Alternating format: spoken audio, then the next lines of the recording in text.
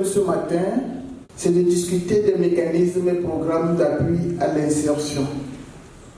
Mais je voudrais peut-être demander une permission pour que nous puissions discuter autour d'un sujet préparatif, bien avant que vous ne preniez le chemin du parcours vers la recherche de l'emploi. Je veux bien parler d'un projet professionnel, personnel. Est-ce que vous avez une fois entendu parler de ce groupe de mots, projet professionnel personnel? Donc la première fois dont j'ai entendu parler du moins, la fois dont je vous parlais, où j'ai entendu parler du mot projet, mais du groupe de mots projet professionnel, c'est lors de mon entretien d'entrée à l'Union Business School. Et donc on m'avait demandé, parce que j'allais intégrer nouvellement l'école, donc de parler de mon projet professionnel.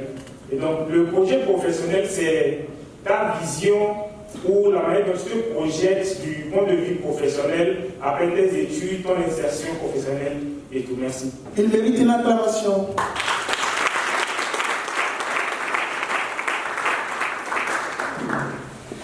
Il a présenté le projet professionnel. Est-ce que chacun d'entre nous ici a déjà son projet professionnel? Il dit bien, le projet professionnel, c'est une projection dans le futur. De la manière dont on veut construire sa formation, sa carrière professionnelle. Est-ce que chacun d'entre nous a déjà son projet professionnel? Oui? Non? Oui? Tout le monde? Tout le monde? Alors, j'entends aussi non. Alors, c'est le moment. C'est le moment que chacun puisse élaborer son projet professionnel et personnel. C'est quoi concrètement? Ça veut dire qu'en temps normal, chacun a un niveau donné de son parcours, dans son parcours de formation. Chacun a un niveau donné.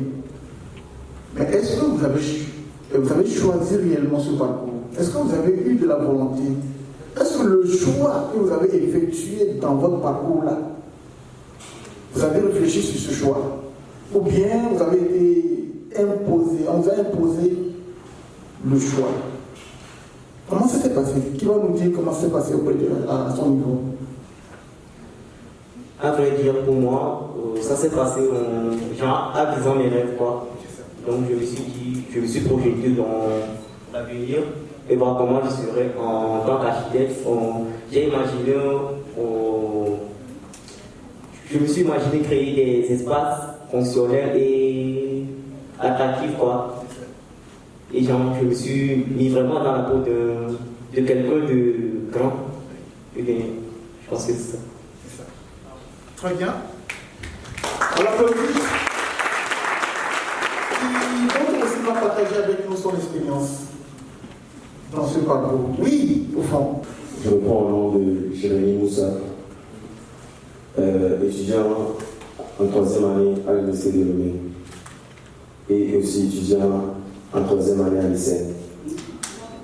Mais avant de venir à l'ICN, comme je faisais la comptabilité, normalement, moi-même, je devais faire le trading. Mais comme au Togo, voilà. Et donc, je dirais que c'est par étude de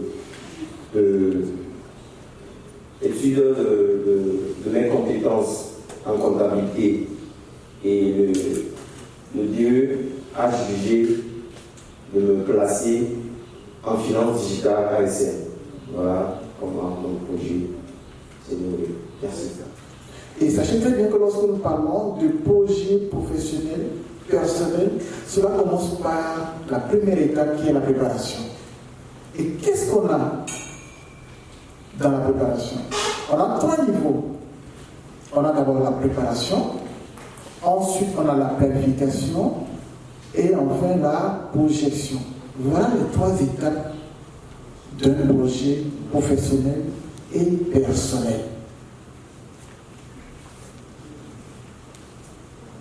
Projet professionnel et personnel, 3 étapes: préparation, planification et projection. Qu'est-ce que nous mettons dans la préparation?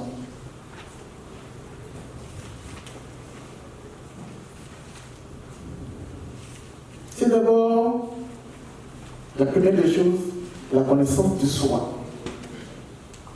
La connaissance de soi. Si on ne se connaît pas, on ne pourra jamais se préparer. On se prépare en connaissance de cause. Il faut se connaître. Quelles sont mes motivations? Quelles sont mes valeurs? Tout à l'heure, notre ami nous a dit qu'il est en architecture.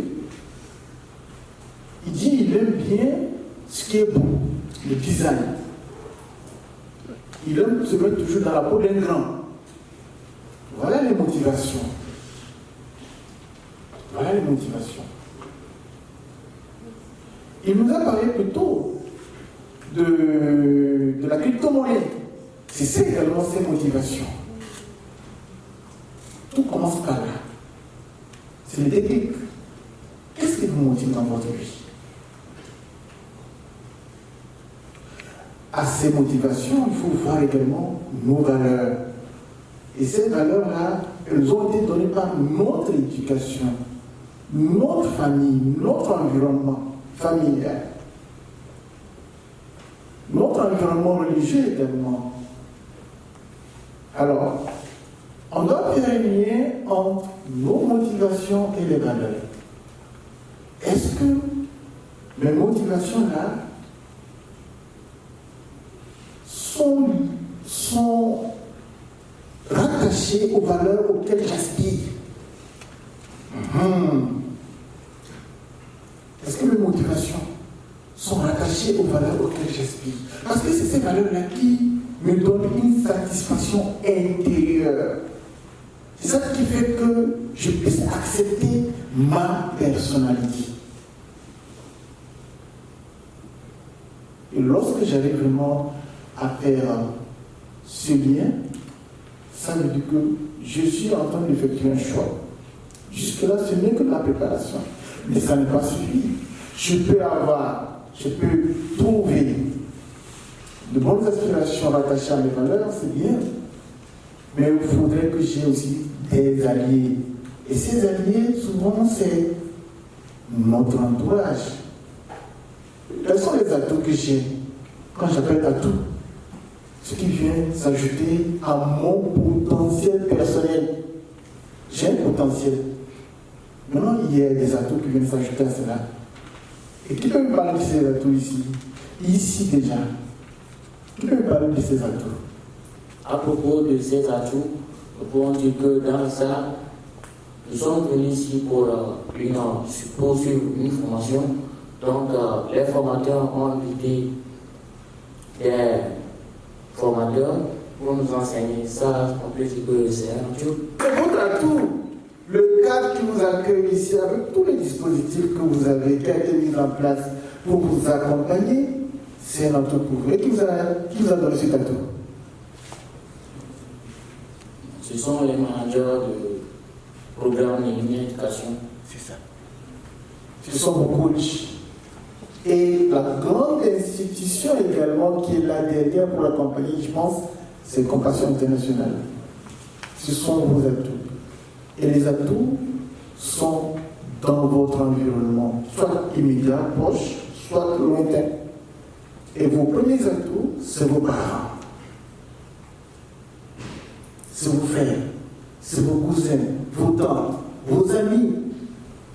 Vous composez déjà une équipe, vous composez déjà un environnement.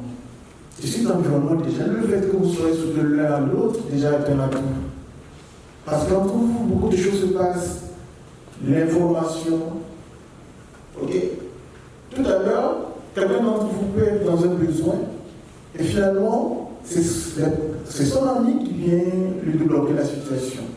C'est un atout pour vous. Le fait que vous soyez déjà réunis dans ce groupe-là, c'est un atout. Donc, comprenez comme atout tout ce qui vient s'ajouter à votre acquis, à votre prérequis naturel.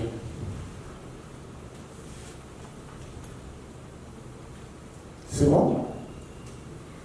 Dans la préparation, j'ai dit, d'abord, il faut se connaître. C'est un examen intérieur. Quand il dit qu'il faut se connaître, il faut faire un examen intérieur. Il faut savoir quelles sont mes forces, quelles sont mes faiblesses. Mes forces, mon niveau d'études, tout cela, mes faiblesses. Je ne suis pas résistant. Quand je marche un peu, je suis faux. Ça veut dire que je ne suis pas résistant de nature, c'est normal. C'est votre faiblesse. Vous êtes peut-être émotif ou émotive, comment peut-être prendre la parole en public aussi, ça peut être également une faiblesse où vous ne pouvez pas le faire.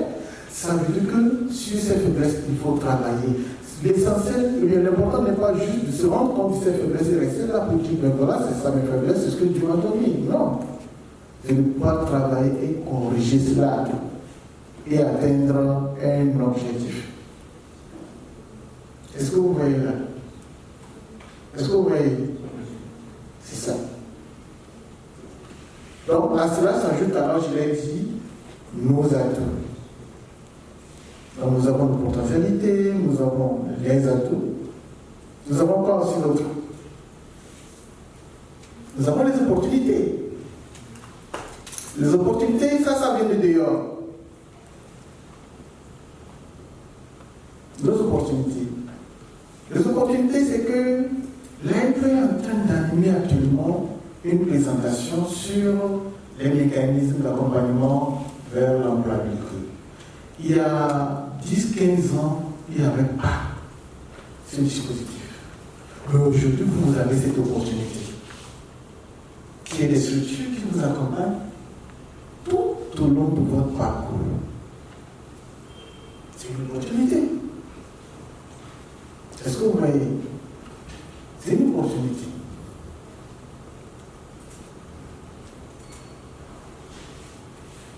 Nous avons parlé également aussi des menaces. Lorsqu'il y a des opportunités, il y a toujours des menaces. Malgré les efforts que chacun fournit, malgré les efforts que votre environnement fournit pour vous accompagner, il y a comme, je ne sais pas, un fouet méchant de dehors qui vient dire non, qui vient saper tout cela, tous les efforts. Et ça, on les appelle les menaces. Dans la vie de tout le monde, il y a toujours ces menaces. Quoi qu'on fasse. Qu'est-ce qu'on fait face à ces menaces-là? Qu'est-ce qu'on fait? Qui peut me dire ce qu'il fait souvent? Qui? Bon, face à ces menaces, parfois, je m'éloigne un peu et j'essaie de me distraire et prendre un peu de la musique aussi. Merci. Voilà un dispositif qu'il lui a mis en place pour s'échapper des menaces. Il dit, des fois, il rencontre des contraintes, des menaces, et il fait quoi? Il s'éloigne un peu, il prend la musique, voilà, pour afficher les mœurs, pour revenir, et finalement, il a toute son énergie pour avancer. Ça s'appelle quoi? Un contournement. Il faut contourner les menaces. Je vais prendre un cas général. En 2020, qu'est-ce qui s'est passé en 2020? S'il faut résumer toute l'année 2020 en un seul mot, qu'est-ce qui s'est passé? Covid. C'était quoi? Covid, c'était quoi? Qui peut me dire c'est quoi? C'était une bénédiction de Dieu? C'était une bénédiction de Dieu? Oui? Qui va nous dire? Là, je viens là derrière. Qui va nous dire ce que c'était? Oui, allez-y. C'est une malédiction de Dieu. Oui, c'était une malédiction de Dieu. Oui, tu voulais parler. Moi, je peux dire que c'est une menace. C'était une menace. C'était une menace globale, universelle. Tous les pays du monde ont subi. Alors, cette menace a-t-elle une raison du monde entier ou bien finalement on a réussi à la contourner? Qui va nous dire? Cette menace a été contournée. Cette menace a été contournée. Finalement, cette menace a été contournée. Tous les pays sont mis ensemble. Vous voyez? La menace est venue et c'est devant cette menace-là, qu'est-ce qui s'est passé? tout le monde entier a abandonné les querelles intestinales, les projets, les préoccupations individuelles. On s'est concentré ensemble devant l'ennemi, face à l'ennemi plutôt, pour le combattre. Et finalement, on a eu raison de lui. Quand bien même ce n'est pas encore totalement fini, mais on sent l'effort continu, permanent contre cette menace. Voilà une menace. Quelque chose d'inattendu qui survient de l'extérieur pour bouleverser l'ordre établi. C'est ça une menace. Dans tous vos projets que vous allez élaborer, vous rencontrerez des menaces. C'est sûr. Vous rencontrerez des menaces. Est-ce qu'il faut abandonner? S'il fallait abandonner, on serait tous morts là. On ne serait pas en train de parler actuellement. On n'a pas abandonné devant les menaces. On n'abandonne pas devant les menaces. On trouve des solutions. Le plus souvent, il faut les contourner. Il faut développer les moyens. Il faut mettre les moyens pour contourner les menaces, les maîtriser et avancer sur son projet. Toutes ces étapes-là, c'est la préparation. Après, maintenant, il faut quoi? La planification. Il faut planifier. Comment je vais construire mon projet? Qu'est-ce que je vais faire? J'ai décidé de faire de l'architecture.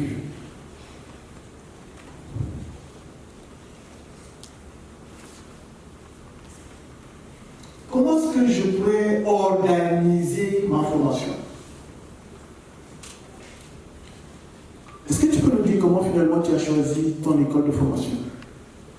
Comment ça s'est passé? Genre moi, déjà, je suis passionné par l'art. Et puis en passant,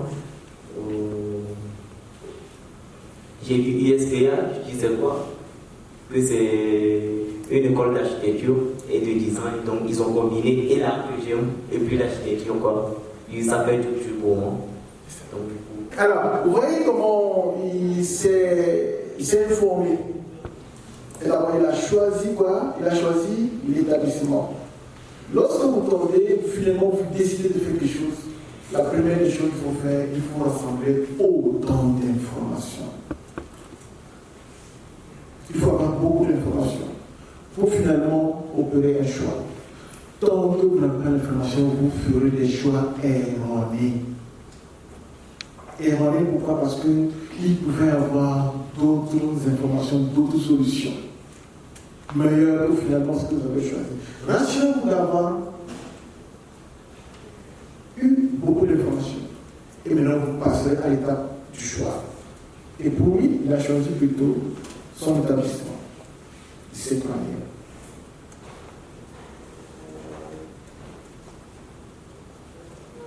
Ok? Alors, la planification aussi, ça ne limite pas au choix. Lorsqu'on a fait le choix finalement, on s'est dit ça fait 3 ans de formation, on prépare une licence.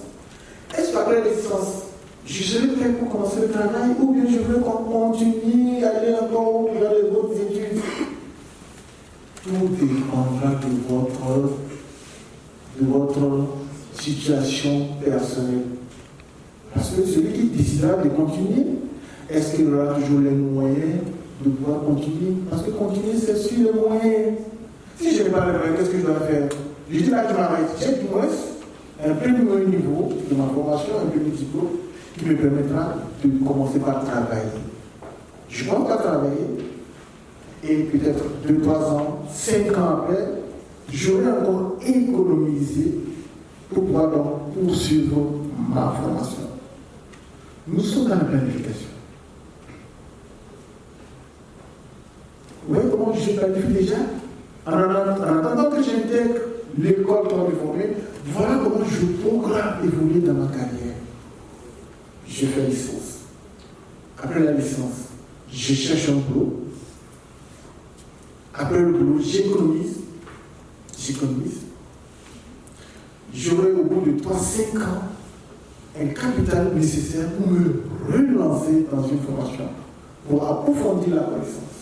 Je rectifie, je précise encore, on évolue dans la formation, Vous cherchez un nouveau diplôme.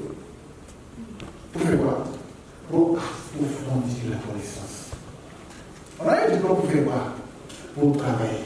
On travaille grâce à quoi? Grâce à les connaissances que nous avons acquises tout au long de notre formation.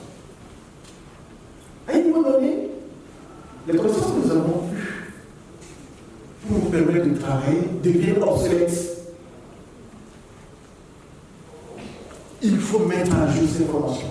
Voilà la raison pourquoi on continue les formations. On continue pour mettre à jour ces connaissances-là et faire face aux défis professionnels qui s'imposent à nous. C'est ça. On ne cherche pas le diplôme de la formation. On cherche des compétences, on cherche des connaissances. Voilà ce qu'on cherche à l'école. Sinon, les diplômes, vous allez les gagner dans le bout du doigt. Est-ce que vous voyez là? Donc, c'est des connaissances. Lorsque vous avez la chance d'intégrer une école de formation, mes amis, accrochez-vous aux connaissances.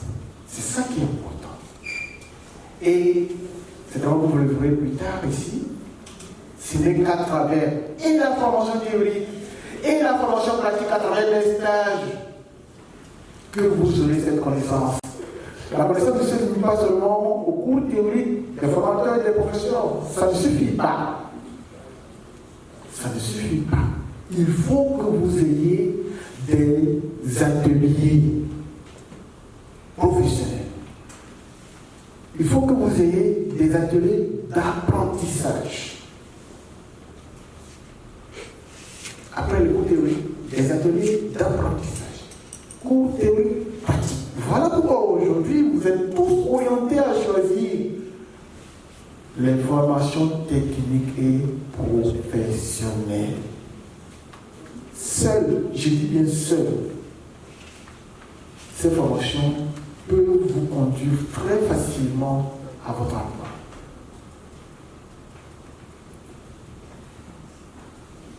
On est ensemble? On est ensemble? C'est ça.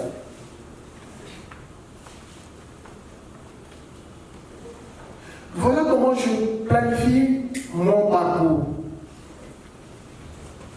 et comment je pourrais me projeter pour finalement arriver. La projection, comme j'ai anticipé de toute façon, la projection c'est que ferai-je après? Si j'ai gagné mon emploi, que vais-je faire? Quelles sont mes priorités?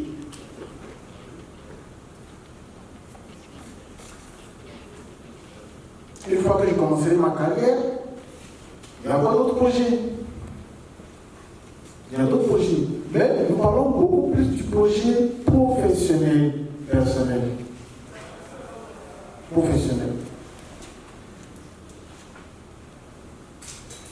Donc c'est de continuer, l'idée c'est de continuer au master, l'idée c'est de continuer jusqu'au doctorat. Mais tout cela sur la base du besoin de formation. Il faut sentir le besoin de formation avant de s'y engager. Sentez le besoin en réalité. Le besoin, ça se sent lorsque vous vous investissez davantage dans votre vie professionnelle, dans votre carrière. Le plan de maison que nous voyons, nous contemplons ici, il est à 30 ans, on ne pouvait pas avoir ce plan. Ce n'est pas possible. Pourquoi? Pourquoi? Actuellement, on ne peut plus avoir ces plans parce que chaque année, chaque instant, il y a des améliorations. Il y a des nouvelles normes qui sortent. Donc, ces normes-là, on suit pour accentuer ou bien pour améliorer la qualité des mêmes. C'est bien. Vous avez donné une très belle réponse. Très très bien. Et non, vous voyez le choix. On dirait que c'est Dieu qui a orienté. C'est bien. Oui, les choses changent. Et professionnel de votre métier que vous êtes, vous devez être à l'écoute de ces évolutions-là. Vous devez être à l'écoute de ces évolutions pour pouvoir adapter votre situation professionnelle aux nouveaux changements, aux défis qui s'imposent dans le temps. Voilà pourquoi vous sentirez le besoin de formation additionnelle à ce que vous avez déjà acquis. Soyez toujours à l'écoute des changements, soyez à l'écoute des évolutions. Quel que soit le secteur dans lequel vous êtes, il y a des mutations qui s'opèrent. Et voilà pourquoi vous devez normalement sentir le besoin de formation pour faire face à ces nouveaux défis. Vous serez ainsi à la page. Vous serez ainsi toujours dans le temps. Vous ne vieillirez jamais. Ah oui, vous ne vieillirez jamais. Le vieux, c'est celui dont le temps il a dépassé. Il est relégué au second plan. Voilà lui le vieux. Mais lorsque vous mettez toujours à jour vos connaissances, vous serez toujours dans le temps. Vous resterez toujours jeune. N'ayez pas peur de prononcer le mot jeune. Vous serez toujours jeune. Ah oui, vous serez toujours jeune. Parce que vous savez évoluer avec le temps. Le temps ne vous dépasse pas. C'est ça la jeunesse. On est ensemble? Voilà pourquoi il est très important, très fondamental, avant toute initiative, et voilà pourquoi je suis passé par là, avant toute initiative, mes amis, élaborez votre projet professionnel. Fixez vos objectifs dans le temps. Préparez, planifiez et projetez-vous. C'est bon? C'est bon? On est ensemble? On s'engage? Est-ce qu'on s'engage? Qui va s'engager? Qui va s'engager? Absolu. On s'engage. Je dis bien on s'engage. Moi-même, je fais partie de cet engagement. Pourquoi? Pourquoi? Oui? Pour rester jeune. Pour rester jeune. Pour rester jeune. Et pour vous dire aussi qu'il n'est jamais trop tard d'élaborer son projet professionnel. Jamais. Il n'est jamais trop tard d'élaborer son projet professionnel.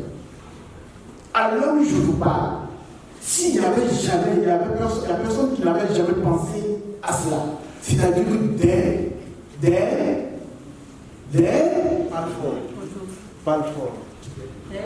dès aujourd'hui. C'est-à-dire que dès aujourd'hui, j'ai mis en place mon projet professionnel. Dès aujourd'hui. Donc, ce n'est pas un engagement dans lequel il faut aller réfléchir, voilà. Non, dès aujourd'hui. Commencez par réfléchir de votre futur. Comment vous allez meubler votre futur? Avec qui?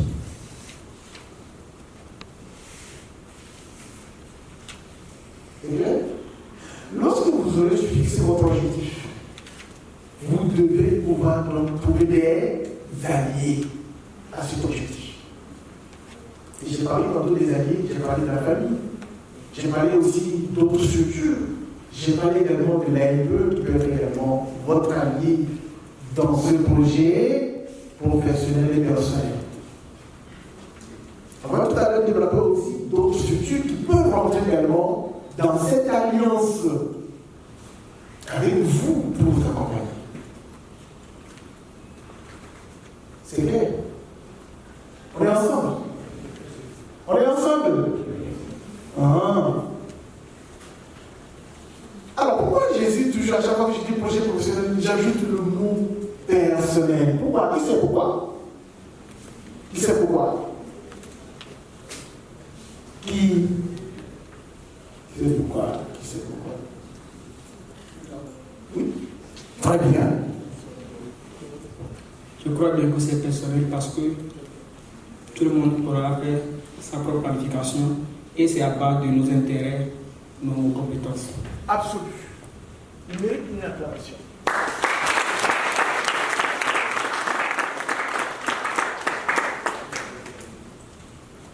Nous sommes tous ici des individus.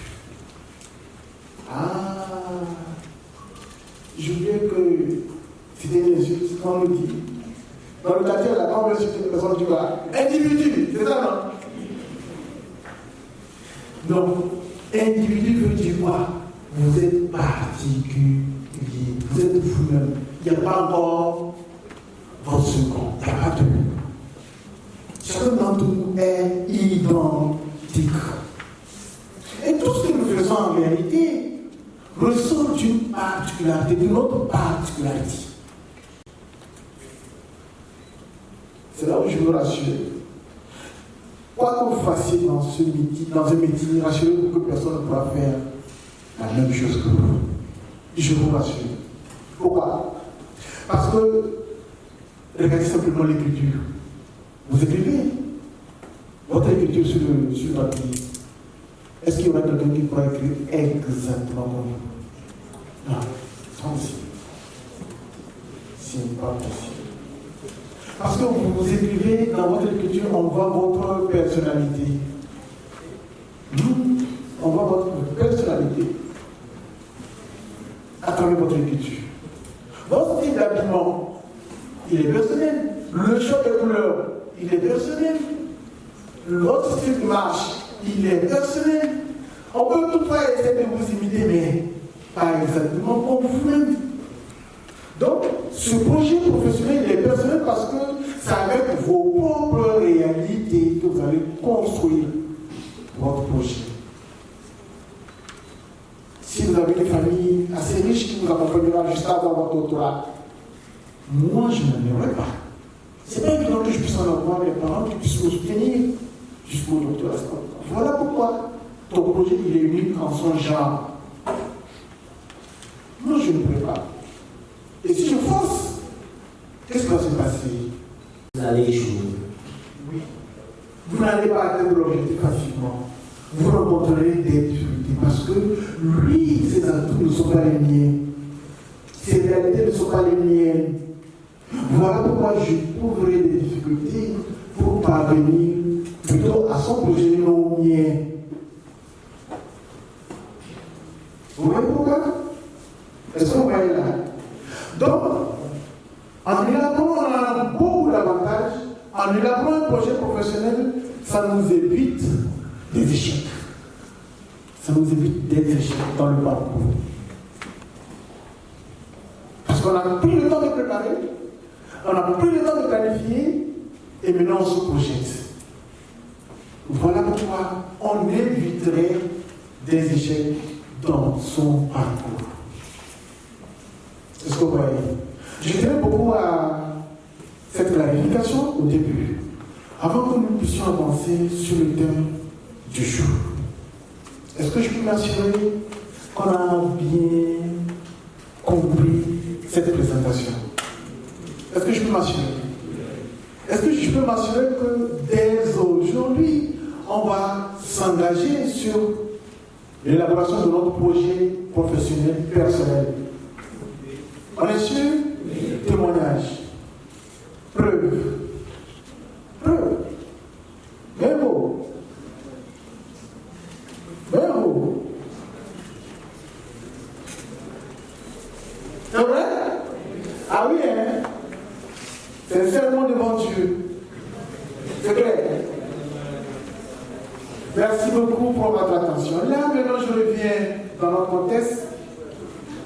Je vous disais que je faisais partie de l'organisation ANPE, entendez par là, Agence nationale pour l'emploi. L'Agence nationale pour l'emploi, c'est un établissement public. Établissement public dédié pour les questions de l'emploi. Et comment nous sommes organisés? À l'ANPE, nous sommes organisés en trois départements. Trois grands départements. Nous avons dans un premier temps le département opérationnel de l'orientation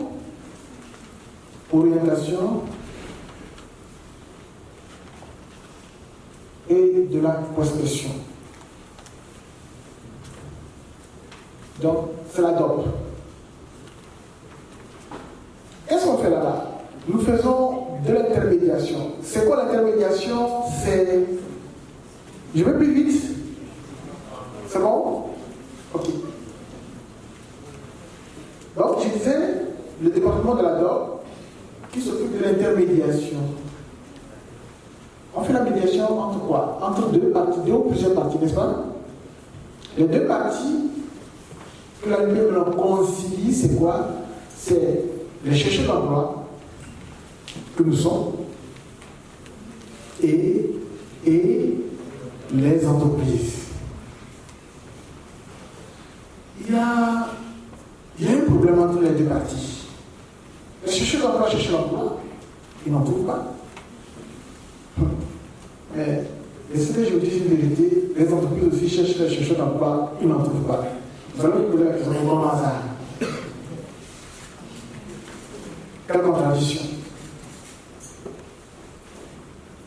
Qui peut me dire quel est le problème entre les deux parties? Oui. Je pense que le problème, c'est l'information. Ah. Merci. Est-ce que vous pouvez nous dire davantage quand vous dites l'information? Comment ça? Les chercheurs d'emploi ne sont pas informés de la disponibilité des postes ou ne sont pas dans les bons canaux pour avoir ces informations qu'il y a des postes à promouvoir. Et également, les demandeurs ou les entreprises plutôt qui cherchent des profils n'arrivent pas à atteindre les cibles, ceux qui cherchent réellement un travail à faire. Vous méritez une intervention. Et oui, il y a ce problème d'information. Et qui devait mettre ces informations-là sur le marché? Qui devait mettre l'information sur le marché? Qui? L'ANPE. L'ANPE a obligation de mettre ces informations aux acteurs de l'écosystème emploi. Voilà pourquoi on a mis en place également un autre département qui s'occupe de la production de ces informations. Le département de l'Observatoire de l'emploi, la DOE. Département de l'Observatoire de l'emploi. C'est le département qui s'occupe de la production des informations dont a besoin et les chercheurs d'emploi et les entreprises pour que les deux maintenant puissent se comprendre. En réalité, avant de commencer votre parcours de formation, en réalité, vous devez avoir besoin des informations. C'est à la lumière des informations que vous devez opérer vos choix de formation. En principe, à la lumière des informations, quels sont les profils qui sont demandés plus sur le marché du travail? Je peux finir ma formation et gagner mon premier boulot. Quels sont les profils qui sont plus recommandés par les entreprises? On vous dira dans la globalité que l'on c'est les sciences et techniques. Alors, qu'est-ce qui se passe après le bac? Même depuis le BEPC, qu'est-ce qui se passe? Syria 4, Syria 4, Syria 4. Nous savons très bien que notre système éducatif, lorsque je choisissais la Syria 4, je ne dis pas que c'est la mort, mais on a peu de chances de trouver un emploi après. Ça, il faut que je sois franc avec eux. On a peu de chances. Donc, ça veut dire que après le BPC, si je sais que c'est des filières scientifiques et techniques qui me permettront d'aller vite au travail, je ne prendrai pas le risque d'aller vers la série A4. Qu'est-ce que je ferai? Je doublerai l'effort dans la connaissance des matières scientifiques et techniques. Je veux me faire appuyer par les collègues qui maîtrisent bien ces matières. Je veux me faire appuyer par les parents qui peuvent aussi prendre des aînés pour m'accompagner du temps. Voilà comment on prépare. Et finalement, j'obtiendrai un bac orienté vers technique et scientifique. À ce niveau aussi, j'ai eu l'information qu'il fallait vers les filières techniques et professionnelles. Je n'irai pas choisir lettres modernes, je n'irai pas choisir histoire, je n'irai pas choisir philosophie, je n'irai pas choisir géographie, je n'irai pas choisir anthropologie, je n'aurais pas choisi sociologie, je n'aurais pas choisi.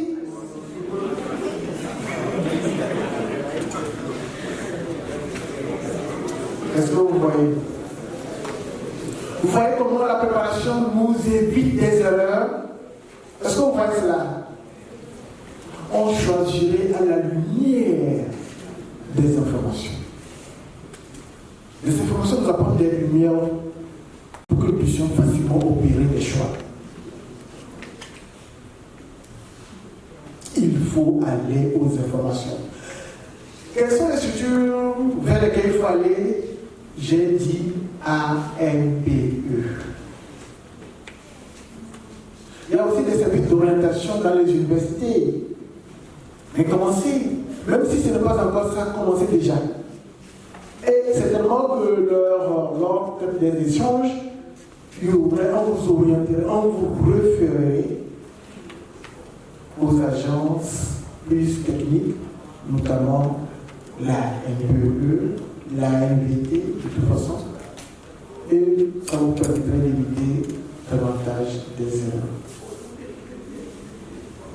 Je présente alors le dernier département, j'ai parlé donc de la DOP, ok, de la DOE, Conservatoire. Mais il y a aussi toujours dans le processus d'insertion certaines personnes qui désirent évoluer vers une aventure entrepreneuriale. Il y a un département dédié pour accompagner les jeunes qui veulent entreprendre, qui ont rêve de créer leur propre entreprise. C'est la base. Le département d'appui à la création de l'emploi. Il y a des gens qui disent non, moi je ne veux pas me faire employer, je n'aime pas travailler sur quelqu'un, je veux moi-même créer mon entreprise. Ah, il y a un département. Et moi je fais partie de ce département. Je fais partie de ce département. Et mon rôle là-bas, c'est d'accompagner dans la formation.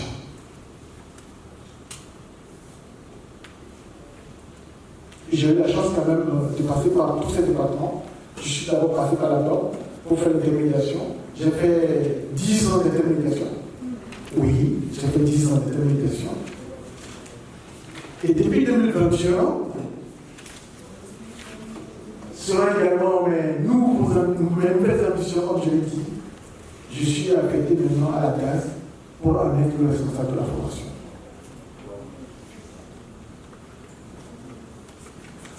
J'ai la chance donc d'accompagner pratiquement les jeunes sur tout le parcours, que ce soit en emploi salarié ou bien en entrepreneuriat. Et ça aussi mon projet professionnel. Ah oui, c'est ça aussi mon projet. Je n'avais pas décidé de rester seulement dans l'emploi salarié. Non, j'ai dit, je veux offrir un accompagnement complet. Voilà pourquoi j'ai fait 10 ans ici et je suis en train de commencer un autre parcours, toujours dans l'accompagnement. C'est ça aussi un projet professionnel. Tout se planifie. Tout se planifie. Voilà. Donc, voilà les 3 départements phares que l'Agence nationale pour l'emploi dispose pour accompagner tout Togolais vers sa carrière professionnelle. Alors, je vais vous présenter un programme d'appui à l'insertion et développement de l'embauche, programme AIDS, qui a été mis en place par le gouvernement togolais depuis 2011. En 2011, on démarrait le programme. Programme AIDS. Sa spécificité, c'est d'accompagner les jeunes qui sortent des centres de formation des universités à la conquête de leur premier emploi. emploi, c'est quoi? À la sortie des universités, des centres de formation, qu'est-ce qu'on appelle emploi? Je n'ai jamais. Mais non, l'ANP ne va pas vous offrir un stage. 6 mois, renouvelable une fois, 1 an, 12 mois de stage, rémunéré pour que vous appreniez votre métier. Quand vous êtes en formation, en réalité, je le dis encore, vous êtes dans un parcours métier. Évitez de penser au diplôme. Évitez de penser au diplôme. Pensez métier. Développez des réflexes métier. J'aurais bien voulu que quelqu'un me dise que je suis à l'université dans un parcours comptable. Ne me dites pas que je suis en licence. Ça me fait mal quand vous faites une présentation comme ça, je suis végétal. Oui, j'apprends la comptabilité à l'université. Simplement comme ça. J'apprends la comptabilité. J'apprends l'architecture à l'université. Est-ce que vous voyez là? C'est ça. Le réflexe métier. Et ça vous amène maintenant à développer des compétences dans ce métier. Absolument.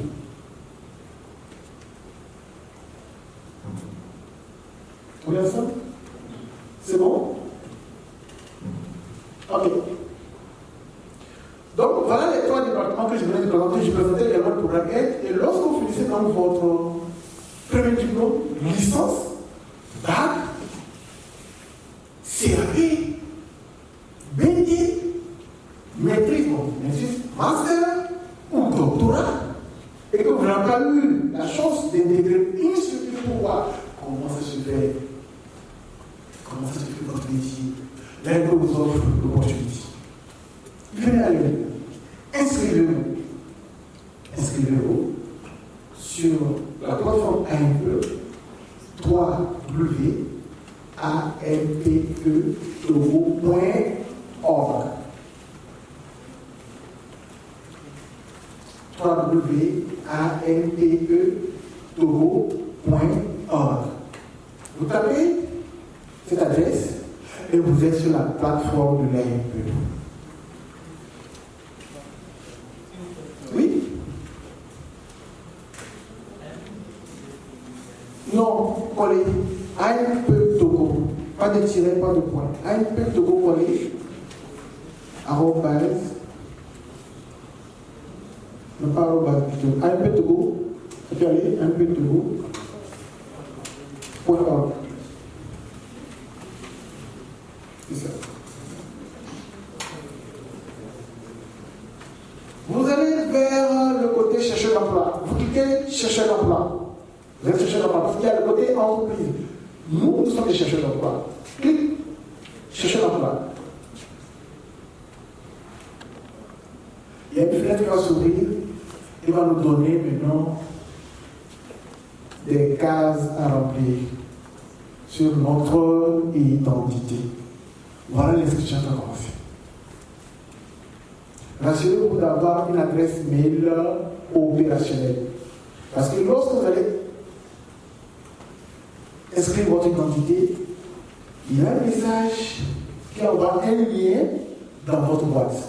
Donc si votre adresse mail n'est pas fonctionnelle, vous n'aurez pas accès à votre boîte pour cliquer sur le lien et continuer l'inscription. Voilà comment ça se passe.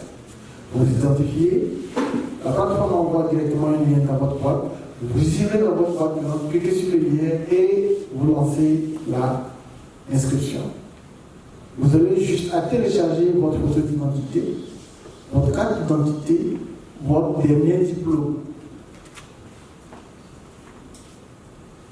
Le troisièmement, photo d'identité, carte d'identité, dernier diplôme.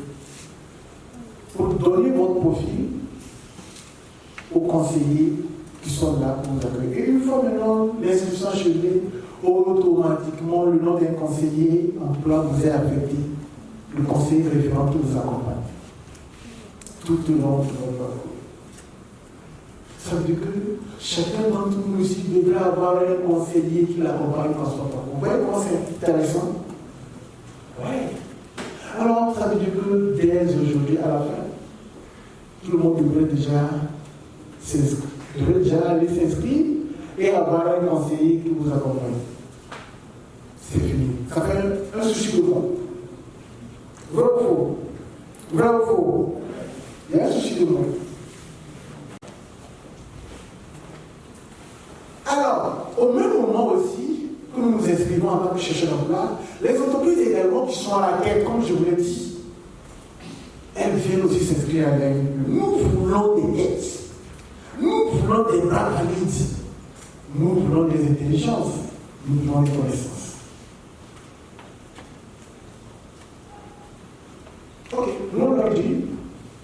C'est vrai, il y a ceux-là qui sont déjà prêts, mais il y a ceux qu'on est en train de préparer. Et que vous devez aussi nous aider à préparer. C'est des jeunes qui viennent de sortir des universités, des centres de formation, qui ont besoin des connaissances, d'approfondir leurs connaissances, des compétences, pour être encore plus utiles à vous. On fait match. Les conditions. Soyez simplement en règle avec les gestions d'État, notamment le budget fiscal, la question nationale de sécurité et puis l'instruction de travail. Si vous remplissez les trois conditions, venez prendre les stagiaires autant que vous voulez. Ne vous souciez pas de l'événement à la fin du mois. Là, il s'engage. Même il s'engage. Oui, vous travaillez pour les entreprises, mais c'est les plus qui payent. Ah oui. Vous facilitez les gens. Si dès que nous n'avons pas, le plus souvent c'est ça l'argument qu'ils ont avancé. Nous ne nous disons pas parce qu'ils n'ont pas suffisamment d'argent. Pas de souci. Dans un premier temps, vous prenez les nouveaux, ils n'ont pas encore d'expérience, formez-les. Mais nous, on va nous engager, on va payer leur indemnité de stage pendant 12 mois. C'est ça. Et vous voyez voir. Tout le monde court. Les entreprises courent. Elles sont pleines. C'est là où vous sentez vraiment que les entreprises ont besoin de recruter. Mais il y a des blocages, il y a des mails, il y a des menaces. Il y a des menaces. Et nous essayons de contourner ces menaces en leur proposant des facilités. Nous allons payer. Et vous aurez la chance maintenant d'intégrer dans ces structures pendant 12 mois, c'est pas petit. 12 mois, c'est pas mal d'expérience. Et le plus souvent, comme je l'ai dit, il y a des conseillers qui vous coachent tout au long de votre parcours. Vous avez un contact permanent avec votre conseiller qui vous accompagne, qui vous oriente, qui vous donne des conseils. Ça vous permet d'éviter des erreurs professionnelles. Et finalement, vous demeurez toujours les bons employés, les bons stagiaires. Et aux yeux de vos employeurs, vous êtes les meilleurs. Ce qui fait qu'au bout de 12 mois, finalement, le gars ne réfléchit pas à deux. Mon frère, je vous engage. Voilà la stratégie. Je vous engage. Voilà pourquoi le programme RAID a accompagné à plus de 72%. Depuis 2011. Depuis 2011, aujourd'hui, quand on a fait l'évaluation, le taux d'insertion est à plus de 72%. Ceux qui ont intégré définitivement l'emploi, 72%. D'autres, vous avez dit, la vingtaine, le taux de 20%, peut-être, c'est parce qu'il a changé d'orientation. Il a fini les 12 mois de stage, il dit non, je vais gagner plutôt mon emploi. Je ne vais pas continuer dans l'emploi salarié. Les connaissances que j'ai acquises au cours de ma formation, les connaissances aujourd'hui, je gagne mon emploi. Rapidement, les restes à la classe. Nous, on le prend, on l'accompagne. On va aller à l'idéation, c'est-à-dire à la maturité de son entreprise, et on le met dans le processus d'accompagnement pour créer son entreprise. Il y a d'autres, malheureusement, qui peuvent ne pas décrocher l'emploi et ils se disent non, je vais encore venir sur l'emploi. On le prend encore. On renforce sa capacité sur les besoins. On n'est pas encore arrivé là, mais je vous rassure que très prochainement dans notre plan stratégique, nous prendrons en compte les jeunes qui ont vraiment besoin de formation après leur stage. Ils ont fait un stage un peu aide et ça va marcher, encore été intégré. Il revient à un peu encore. On lui pose, on fait un bilan de compétences. pour voir. Là où il n'a pas assez de compétences, comment on va faire? Là, il va payer une formation pour lui pour relever le niveau de compétences et lui permettre d'intégrer le marché du travail. Ça, c'est le parlant du mouvement stratégique que nous sommes en train de lancer.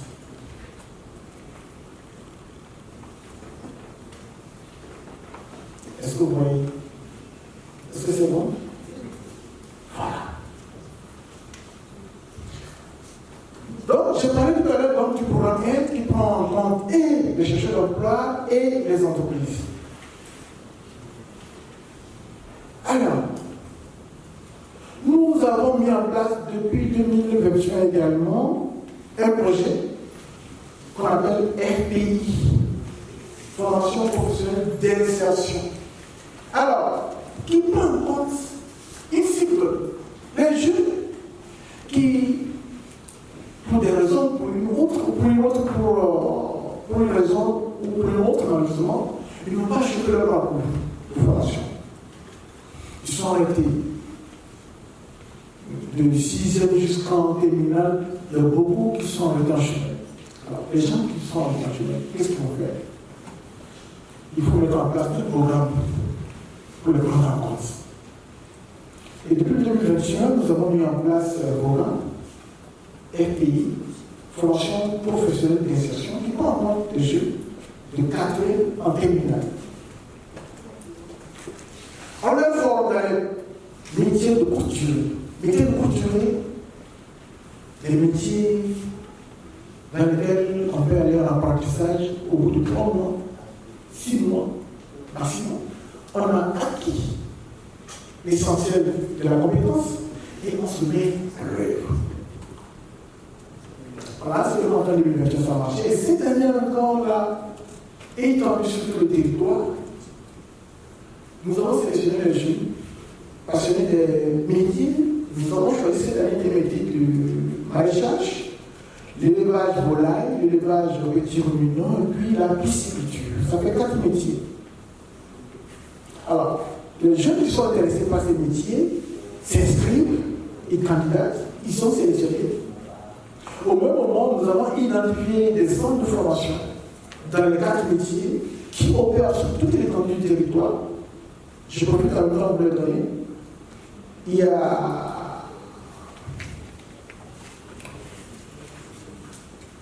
FIDA, non, c'est pas FIDA plutôt.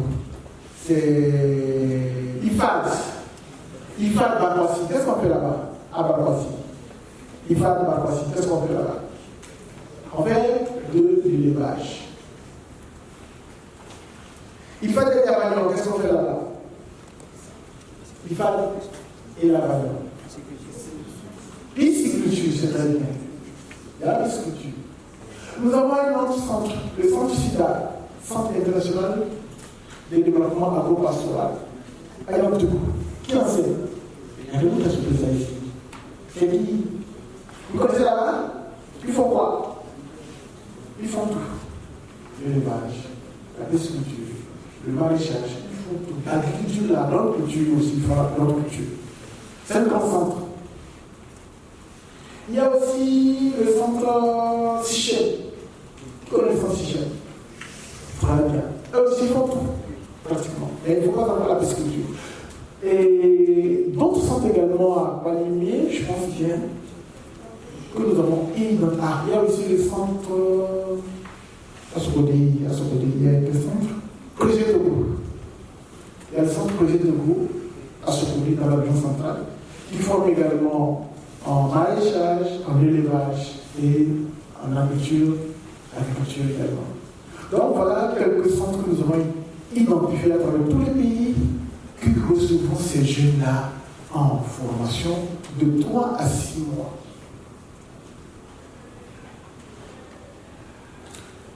Au bout de 6 mois, ces jeunes reviennent maintenant dans leur localité et les métiers qu'ils ont appris, ils vont les mettre en œuvre à travers un financement.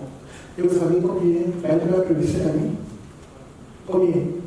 1 million par jeune. 1 million par jeune. 1 million par jeune. Pour qu'il démarre son activité.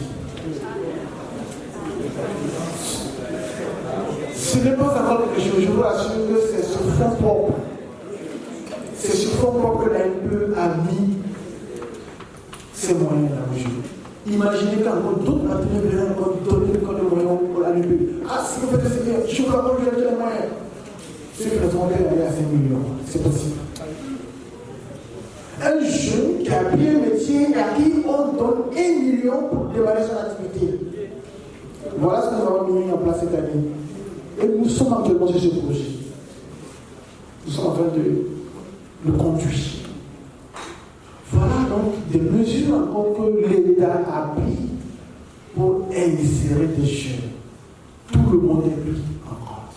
Personne n'est laissé en marge. Aussi bien les diplômés que les non diplômés. Aussi bien les diplômés et les non diplômés. Tout le monde devrait travailler. Tout le monde devrait travailler. Tout le monde. Et au fur et à mesure que nous sommes en train d'évoluer, comme l'a dit mon ami, nous sommes toujours à l'écoute de notre écosystème de jeux. Et nous essayons de trouver encore des mesures d'insertion, des mesures actives d'emploi pour permettre à tous les jeunes, je dis même à tous les jeunes, de s'insérer. Et comme ça, on connaîtra alors un développement épanoui.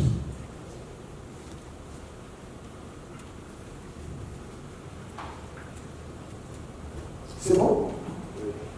Voilà ce que je peux dire sur l'Agence nationale pour l'emploi. Il n'y a pas que seulement le programme Aide, j'ai parlé également du programme FPI. Et je vous rassure que d'ici 2027, parce que c'est la période de notre programme, de notre plan stratégique, il y aura encore d'autres mesures actives qui viendront sur la table au davantage. Aussi bien que nous évoluons, des informations nous seront partagées pour que ensemble nous puissions avancer. C'est clair? Merci. Alors, je laisse l'occasion aux uns aux autres de poser des questions d'éclaircissement. La parole est à vous. Je vous mets le micro pour que vous remontez vos préoccupations et peut-être aussi des ajouts. Je suis Claude Soué, étudiant en architecture. Ah, c'est bien. Où? À Islam. Ah oui, d'accord, mon ami. D'accord, c'est bien. J'ai une question et j'aimerais comprendre pourquoi l'association est faite pour les étudiants, n'est-ce pas? Pourquoi les étudiants, selon ce que moi je sais, ne sont pas au courant. Il y a très peu d'étudiants qui connaissent la NPE. Et moi, je le connaissais avant de venir ici. Le nom, je savais ce que la NPE faisait. Mais très peu d'étudiants connaissent ces quoi en fait. Et je me dis que c'est là la première chose qu'il fallait faire, mettre au courant les étudiants qu'une association comme ça existe. Un service public. Ah ok, un service public. Ou bien je me trompe. Donc j'aimerais savoir pourquoi cela n'est pas fait. Moi, je voudrais demander seulement si ANPE c'est là encore nouveau emploi. Vous avez parlé de programme d'aide pour ceux qui sont déjà dans le monde professionnel et qui n'ont pas d'aide financière, c'est-à-dire aide de 1 million pour les jeunes. La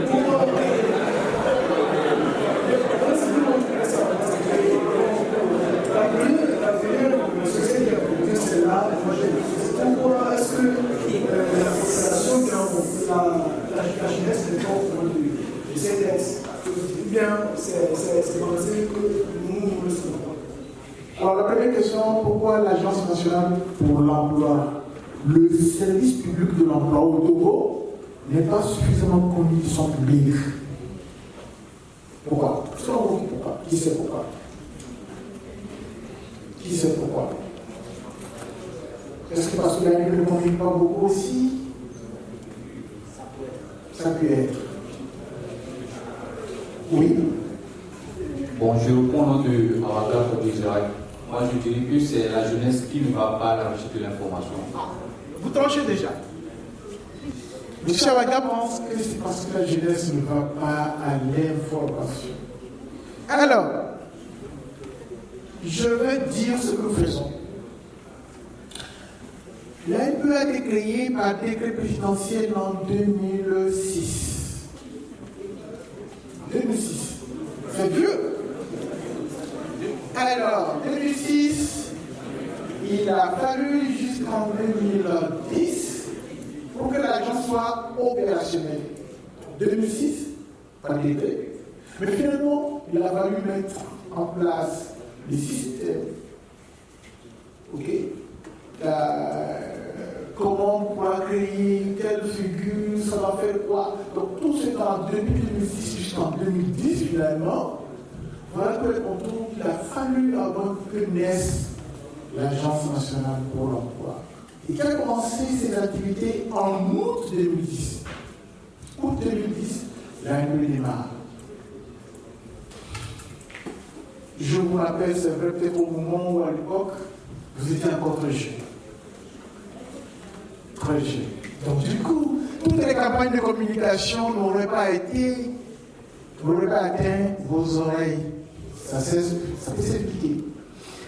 Mais depuis que vous avez connu, vous avez commencé par grandir, par prendre conscience des enjeux de l'emploi et de la formation, je peux dire qu'il y a beaucoup de choses aussi que vous aurez sollicitées. Vous comprenez? Beaucoup de choses que vous aurez sollicitées. Laissons de côté l'essentiel. C'est vrai que beaucoup de campagnes, une grande campagne a été menée, médiatique, et partout dans toutes les régions nous sommes représentés. Dans toutes les régions, dans les 6 régions économiques. Lomé, Grand Lomé, Thiévier, Maritime Thiévier, Plateau Est, Ataconé, Plateau Ouest, Calumet, région de la Cara, de Mavassa, région centrale de Sokolé, région de la Caracara et région des Savanes à Dapaon. Nous sommes très représentés sur toutes les candidats. J'ai parlé tantôt de la plateforme de l'ANPE, mais tout le monde est connecté. Tout le monde est connecté. Personne ici n'est pas connecté. Tout le monde est connecté. Vous devrez aussi facilement aller sur la plateforme de l'ANPE, www.anptogo.org. Voilà là où aussi on peut retrouver les jeunes. Nous sommes également sur les réseaux sociaux. Facebook, TikTok, oui, TikTok, nous sommes également sur TikTok.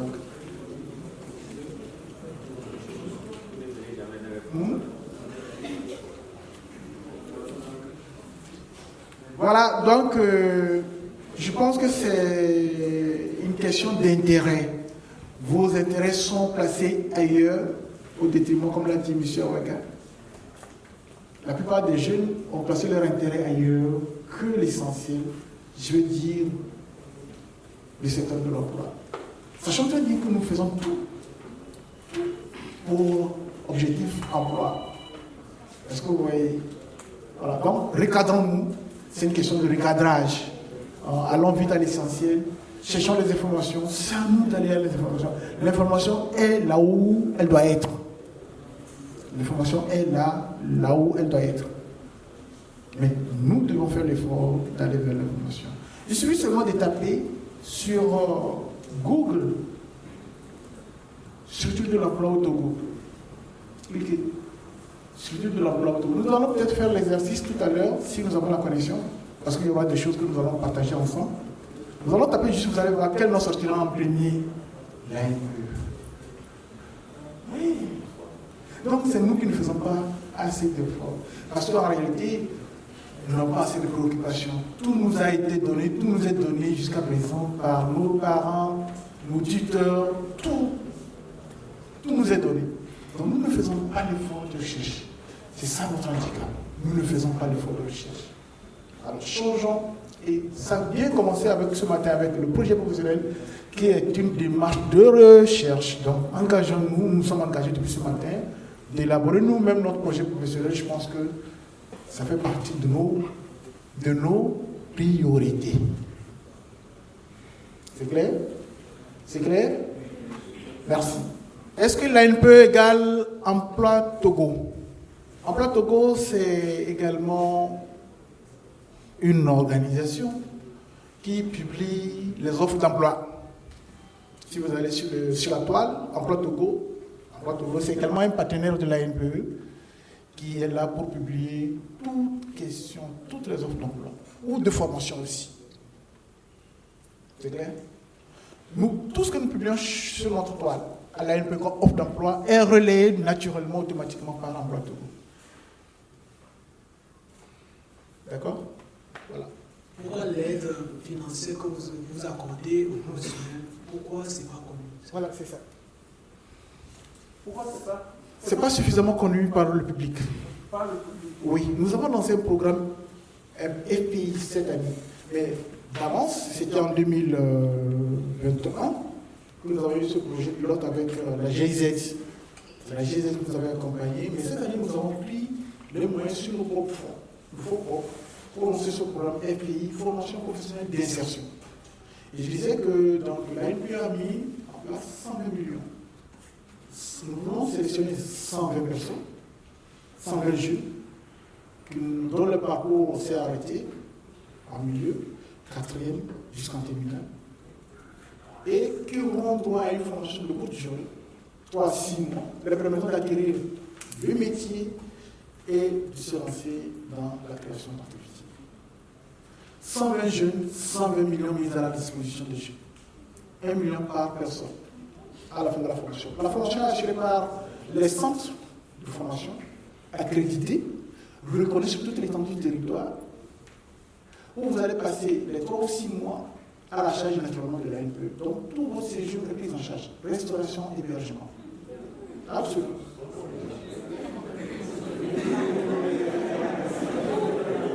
Et à la fin, on vous donne les 1 million. On ne vous donnera jamais les 1 million comme ça, puisque vous allez élaborer votre plan d'affaires à l'issue de votre formation métier.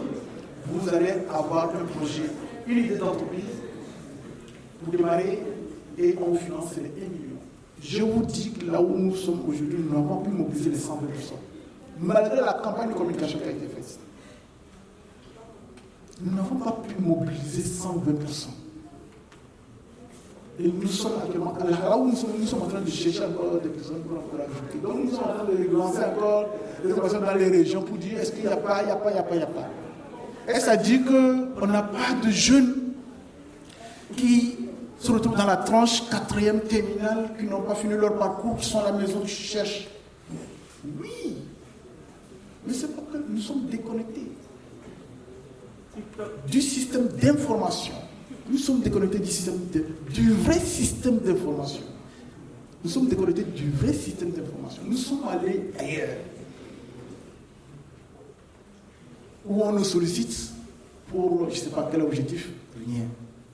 Donc, c'est une question de recadrage, comme je venais de le dire tantôt avec M. Awaka. Reconnectons-nous dans le vrai chemin. Tout cela parce que nous n'avons pas un projet professionnel. Si nous, on avait un projet professionnel, on saurait se canaliser. C'est tout. On saurait se canaliser. Le projet professionnel nous permet de nous canaliser et de rester dans notre objectif. Si nous n'avons pas cet objectif, vous allez voir que nous serions toujours sollicités par-ci, par-là, nous serons diversifiés. Le projet professionnel nous canalise et nous donne chaque jour que tu fais l'objectif, le chemin à suivre pour atteindre notre objectif. Ceux qui ont décidé d'être architectes, comptables et autres, on le verra bien sûr, on le verra comment aller vers nos stages, comment acquérir facilement un emploi, on le verra. Tout est question de définir d'abord, préalablement, notre projet professionnel. Très important. J'aimerais savoir sur quels critères est-ce que vous engagez les jeunes à l'insertion professionnelle. Nous, les critères sont simples. Les critères sont simples. Il suffit, par exemple, pour le critère EPI, il faut avoir un niveau 4e ou terminal. De niveau 4e, 3e, seconde, terminal, n'ayant pas obtenu le bac. Parce que nous avons déjà un programme pour les bacheliers et au-delà. Est-ce que vous voyez? Donc, pardon? Le programme pour les bacheliers, nous avons le programme aide. Nous avons déjà le programme aide. Et là seulement, si vous êtes bachelier, que vous avez mis fin à votre parcours, pour une raison ou pour une autre, vous bénéficiez du programme. Mais si vous êtes encore étudiant, on vous accompagne plutôt à finaliser vos études. C'est clair? C'est clair? Oui. Ok? Donc, c'est niveau 4e compris jusqu'en terminale. Voilà la cible. Et c'est tout. Hein? C'est simplement ça. Vous inscrivez et maintenant il y a un entretien pour voir si vraiment vous avez un projet. Est-ce que vous voulez vraiment créer une entreprise dans les filières que nous avons citées, le parler du maraîchage, de l'élevage, volaille et petits ruminants et la pisciculture. Pour cette année, voilà les 4 métiers que nous avons choisis. Peut-être l'an prochain, ce serait autre chose. Ce serait autre chose. Bien sûr. C'est bon? Une question encore? Oui? Est-ce que c'est possible que tu sois étudiant, mais que tu intègres ces programmes? Par exemple, la discussion de maraîchage. Oui, c'est bien possible, mais pas pour bénéficier du programme. Un programme, il est spécifique. Pour une cible donnée. Alors, si tu es étudiant et tu es intéressé par la pisciculture, c'est tout à fait normal. On peut vous accompagner. Tout à l'heure, si vous dites que vous êtes intéressé par la pisciculture, vous venez à l'AME, je vous serai accompagné dans cet objectif. Sans pour autant impacter vos études. C'est très important également. Tout à fait. Nous avons les dispositifs pour vous accompagner dans ce sens. Ça va? Je voulais vous demander si votre site internet a un problème. Non. Pas de problème. Il est ouvert. J'essaie de. Parce que après l'inscription, on demande de remplir les informations. C'est ça. J'ai déjà essayé ça plus de 3 fois, mais ça change l'erreur. Ah, d'accord. Ok, c'est possible qu'il y ait soit problème de connexion, problème de connexion, peut-être. Sinon, le site est ouvert. Merci. Mais quand vous avez pu vous enregistrer, c'est important. Gardez à l'esprit donc les informations que vous avez introduites, les paramètres que vous avez choisis pour intégrer la plateforme. Vous allez vous installer, introduire ça pour ouvrir votre session. D'accord? Ok. Merci à vous. Je suis Aïsla. Je suis un informatique. Et en fonction des informations récentes que nous venons de recevoir ici, j'aimerais bien pousser votre curiosité en avance en nous demander comment votre organisation arrive à générer des profits en donnant de tels dispositifs aux jeunes étudiants, aux individus, comme vous venez de le dire. Serait-ce du bénévolat ou une question d'intérêt? Merci. En fait, ce que je comprends de cette question, c'est si on prend la NPE comme un business, voilà, une affaire en fait, qu'une personne met en place, et le but c'est de gagner de l'argent. Donc, ANPE offre du financement aux gens, 1 million par personne et tout. Comment est-ce que ANPE gagne de l'argent? C'est la question, n'est-ce pas? Mais je dois le féliciter parce qu'il a un esprit entrepreneurial. Ah oui, il faut l'applaudir pour ça.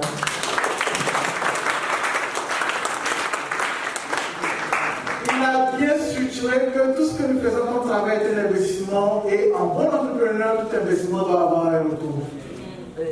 Ça, c'est très bien. Alors, nous sommes un service public. Et tout service public en temps normal, il est gratuit. C'est l'argent du contribuable.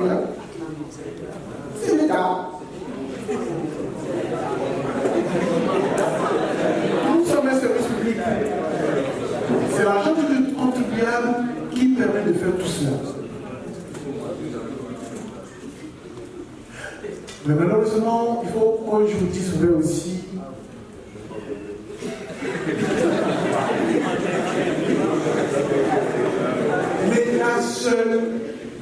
L'État seul ne peut pas. Voilà également aussi nous avons le soutien des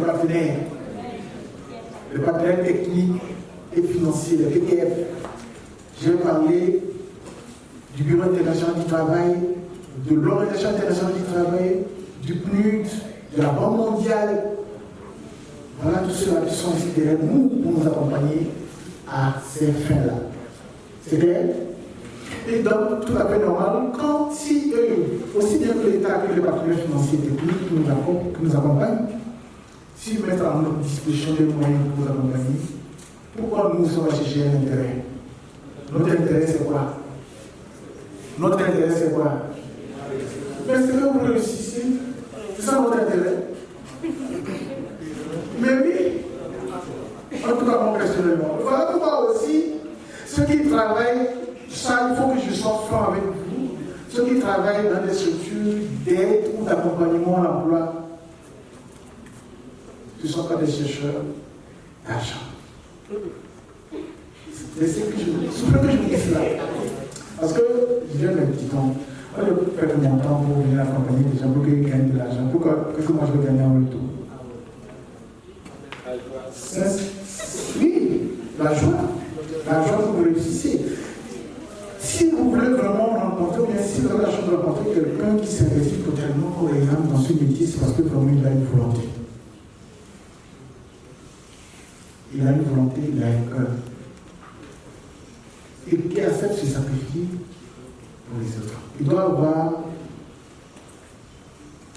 j'allais dire, un comportement altruiste. Il veut faire aider, il aide toujours les autres.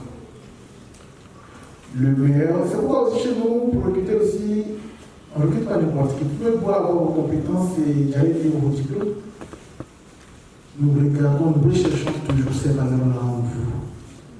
Il faut que vous ayez des valeurs pour accompagner aussi les autres gratuitement.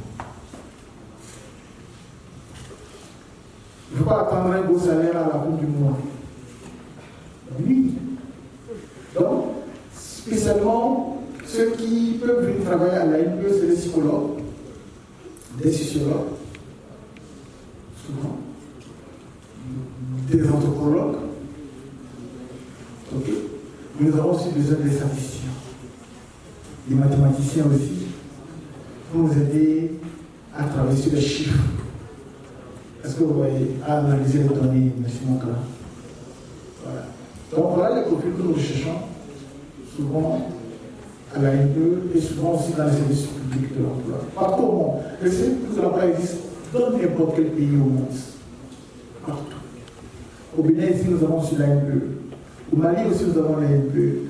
Au Sénégal, dans toute l'Afrique entière et dans tout le monde entier, nous avons l'Agence nationale pour l'emploi. Mais peut-être aussi sous d'autres dénominations. Aujourd'hui, par exemple, en France, ils ont quitté ANPE depuis longtemps. Ils sont allés à Pôle emploi. Aujourd'hui, ils ont quitté Pôle emploi, mais ils sont dans France Travail. Depuis 2022, oui, depuis 2023, ils sont dans France Travail avec les réformes de l'emploi. Voilà, donc de toute façon, ça c'est le même dispositif d'accompagnement. Et c'est le service public pour accompagner alors les jeunes dans leur quête de l'emploi. C'est bon? Ok. Des questions? Oui, madame. Ok, merci. Bon, ma question, déjà, je m'appelle Merveille. Je suis à l'école polytechnique de Lomé, à l'université de Lomé. Je suis en intelligence artificielle et big data.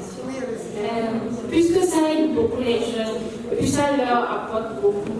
Donc, je voulais demander si ça n'a pas d'autres implications.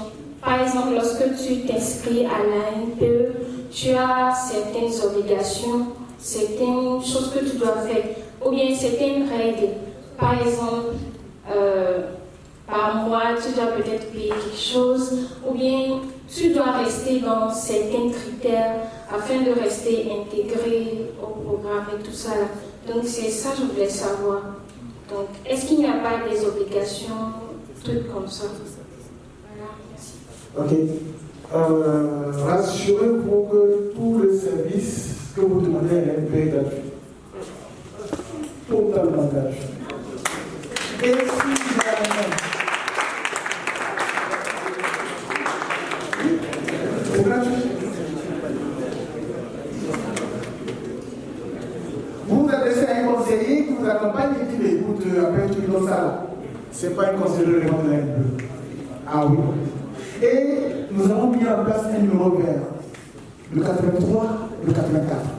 83, 84, numéro vert. Si jamais un conseiller qui vous accompagne, il dit bien, et vous demande en retour quelque chose, je dis, il ne fait pas partie de l'ANP. Ce n'est pas un conseiller de l'ANP.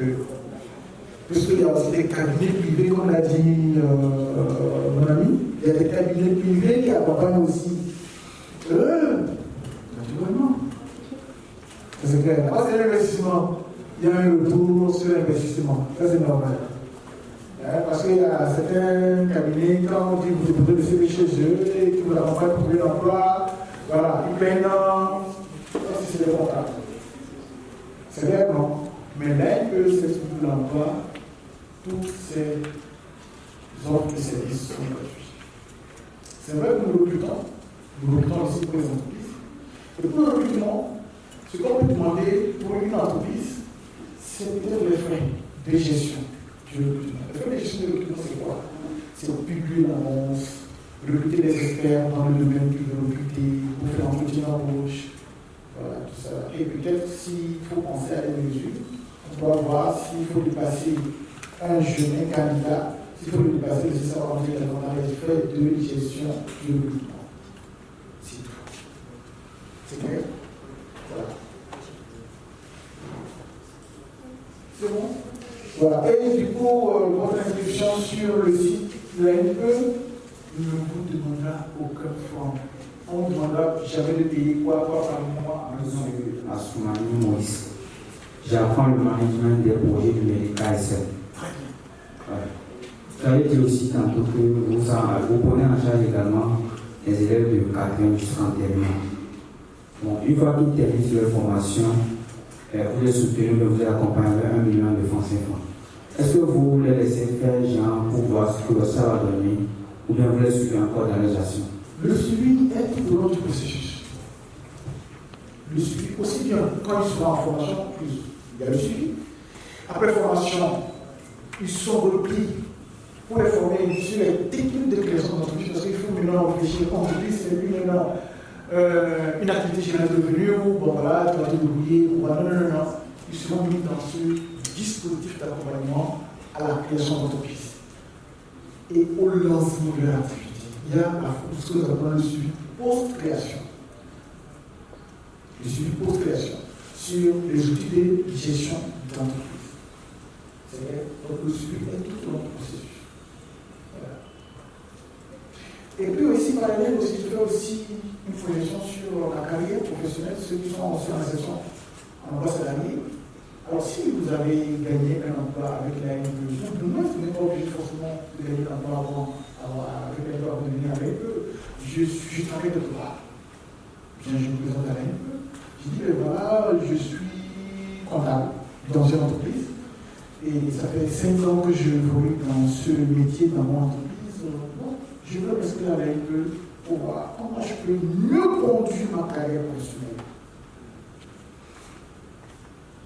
Le conseil qui vous prend, dans ce cas, il va faire un bilan de compétences avec vous et voir vos besoins futurs de formation et peut-être planifier éventuellement aussi d'autres carrières. Vous n'êtes pas obligé de finir comptable. Vous n'êtes pas obligé de finir comptable. Selon les informations du bassin de l'emploi, selon l'information de l'environnement de l'emploi, peut-être votre poste de comptable peut vous ouvrir avoir d'autres opportunités à votre présent dans le monde. Et il vous amènera à cette évolution-là. Donc, il y a une évolution dans la carrière. Vous êtes dans la carrière, il y a une évolution. Et donc, à conseiller aussi et à pouvoir vous accompagner dans cette évolution. Est-ce que vous voyez? inscriptions pour votre agence, mais pas de votre technique. Je voudrais savoir les procédures qu'on est suivre après l'inscription pour parvenir au stage. Okay.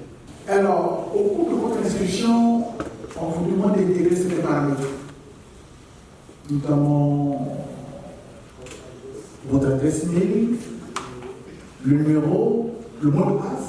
Voilà tout ce que vous allez retenir, c'est très important. Parce que une fois que vous créez votre boîte, vous créez votre espace à la NE. Vous créez votre espace, vous devez avoir la clé de votre porte. Elle est individuelle. Et ces clés-là sont les paramètres dont je vais parler tout à l'heure. Vous devez les enregistrer et les garder en mémoire. Ça veut dire que vous pouvez sortir et revenir quand vous voulez. Est-ce que vous voyez? Donc, vous revenez maintenant à la plateforme grâce à ces paramètres, vous ouvrez et vous continuez le processus d'inscription pour obtenir la carte de demandeur d'emploi. La carte de demandeur d'emploi. C'est votre passeport. Est-ce que vous voyez? Maintenant, vous utilisez la carte, vous avez tout un lot de services que les manuels offrent aux jeunes. Stage, emploi salarié, entrepreneuriat, orientation. C'est vrai? Pour l'instant. Maintenant, vous choisissez stage pour l'après-midi. Vous dites, vous cliquez là-bas. Maintenant, on vous demande maintenant dans quel secteur. Vous choisissez maintenant le secteur, le métier que vous voulez. Métier de secrétaire, métier de comptable, métier de communicateur, métier de, je ne sais pas, électrotechnique, métier. Alors le conseiller à qui vous êtes affecté lors de l'inscription, il vous appelle. Automatiquement, puisque vous avez intégré vos coordonnées, il vous appelle. Monsieur, voilà, vous êtes inscrit sur le courant aide, vous voulez donc solliciter un stage. Ok? Il vous appelle pour un entretien.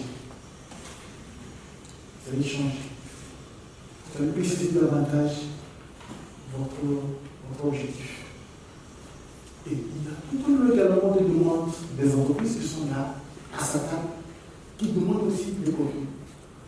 Et non, il analyse non, les demandes des entreprises pour voir, par rapport à votre demande, quelle entreprise peut vraiment satisfaire votre besoin. Il fait la connexion. Il appelle l'entreprise, il vous le propose. Vous avez un rendez-vous avec l'entreprise, vous avez un entretien avec l'entreprise, vous validez maintenant vos projets pour vous démarrer les stages. Au début de vos stages, vous avez un contrat tripartite.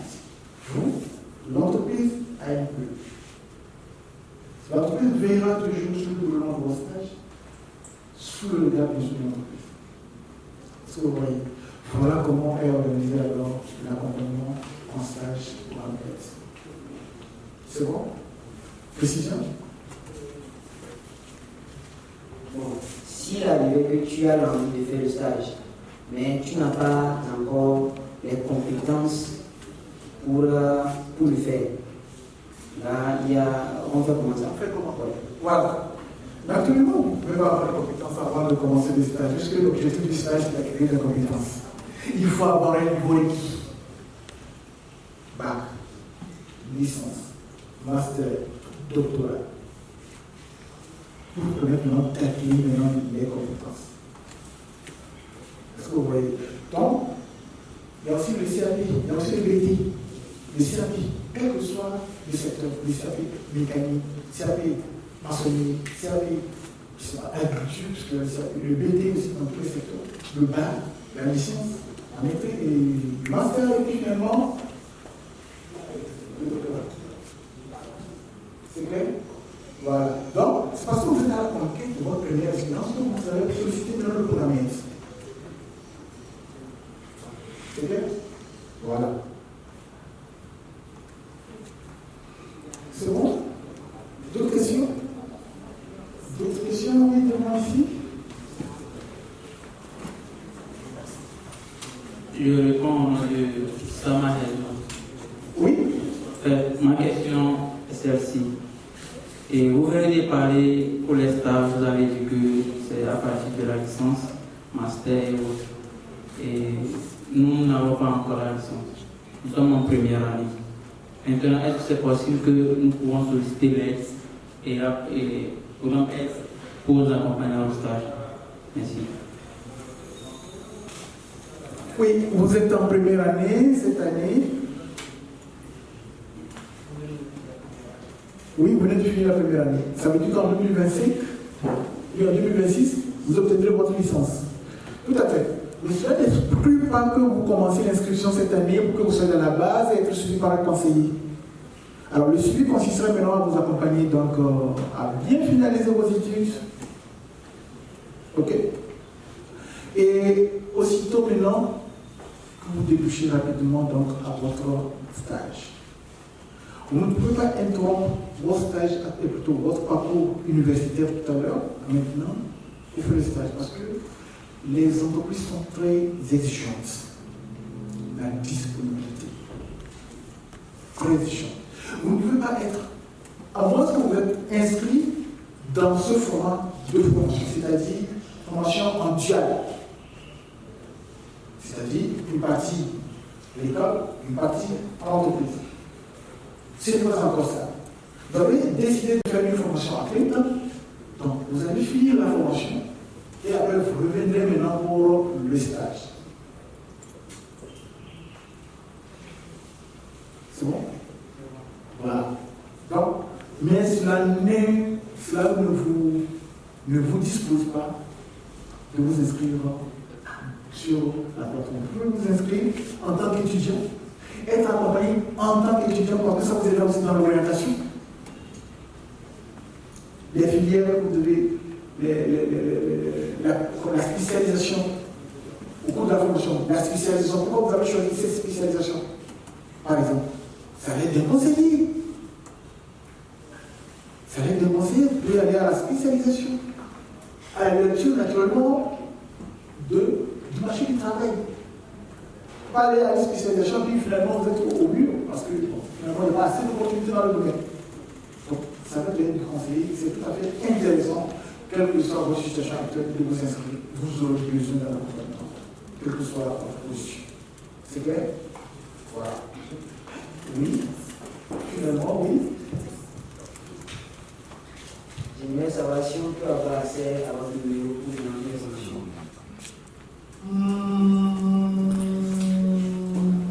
Bon, pas de soucis. Pas de soucis. Ok. Oui, question pour vous. Bon, moi, j'aimerais demander dans le sens du grand frère, est-ce que vous avez reçu à l'autre grand frère que pour les étudiants, c'est-à-dire le 4e en terminale, eux, vous les accompagner dans les domaines que vous avez et la formation professionnelle en insertion. D'accord. Maintenant, pour les étudiants qui n'ont pas pu terminer le campus parce que peut-être faute de moyens ou bien d'autres soucis, dans quel sens vous les aidez concrètement? Est-ce que c'est forcément encore les formations professionnelles d'insertion ou bien vous les aidez à terminer d'abord leur étude et puis par rapport? Voilà. Merci pour cette précision. Je rappelle aussi que durant l'exécution de ce projet de formation d'insertion, nous avons eu à apprendre des gens qui ont fait la licence, qui ont fait une longue durée du chômage. Il a fait la licence depuis 2020. Donc ça c'est proche d'ailleurs. 1990.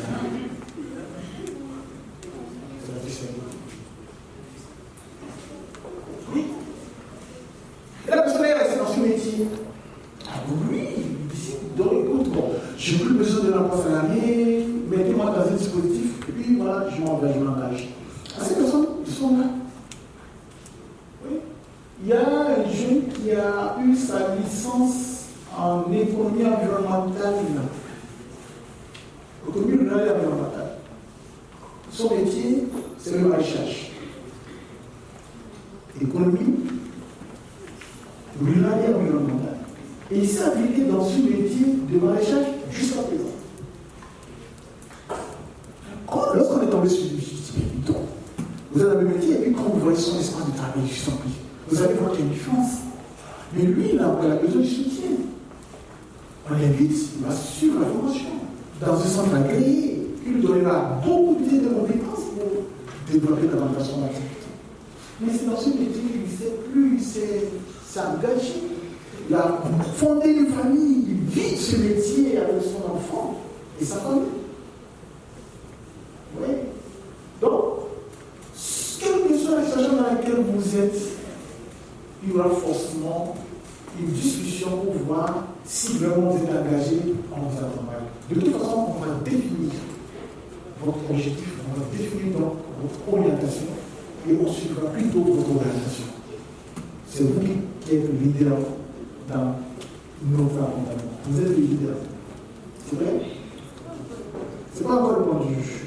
Alors, est-ce que pour le jeune, par exemple, qui a fait peut-être la première année sur le campus, faute de moyens, peut-être il est venu du village, tout ça, donc faute de moyens, il ne peut plus continuer. Donc il a laissé pour aller peut-être faire du métier à distance.